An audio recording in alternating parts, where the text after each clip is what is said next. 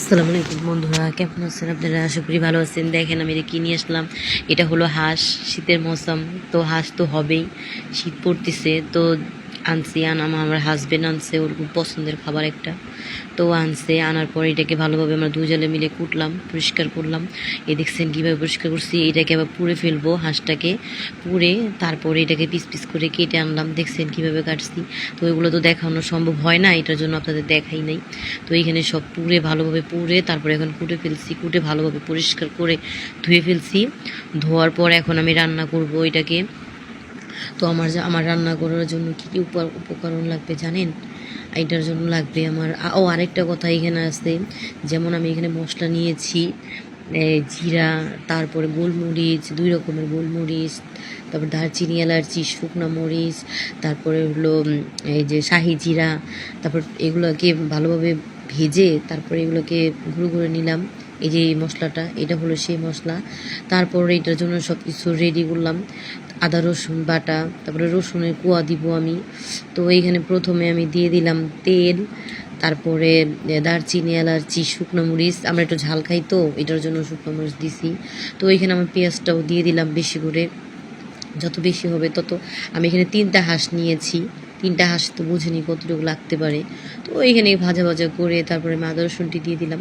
আপনাদের স্বাদ মতো আপনারা দিবেন, আমি এখানে আমার স্বাদ মতো আমি দিছি। তো এটাকে ভাজা ভাজা করে তারপর পানি দিয়ে দিলাম। এখন মরিচের ফাঁকি দিব 2 চামচ, হলুদের ফাঁকি দিব 1 চামচ।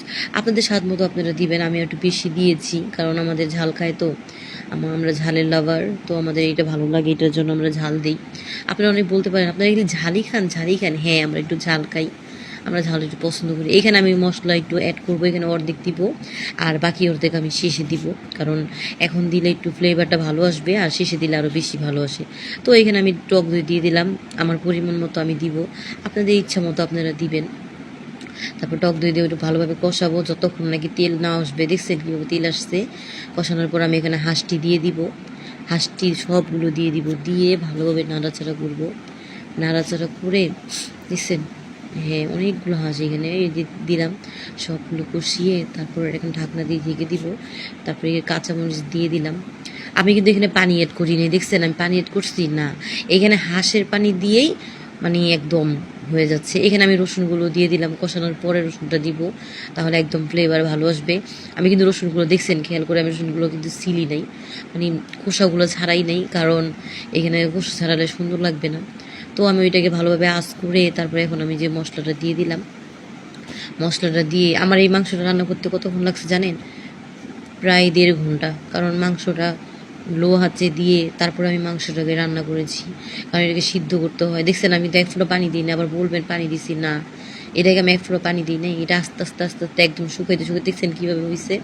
এটাকে আমি অনেকক্ষণ লাগিয়ে রান্না করেছি, দেখছেন কি সুন্দর, একদম অনেক মজা হয়েছে, ভালো হয়েছে, একদম শুকায় ফেলছি। রাত্রে তো, আজকে রাত্রে খাবার। আচ্ছা সবাই ভালো থাকবেন, ভালো, আল্লাহ হাফেজ, টাটা।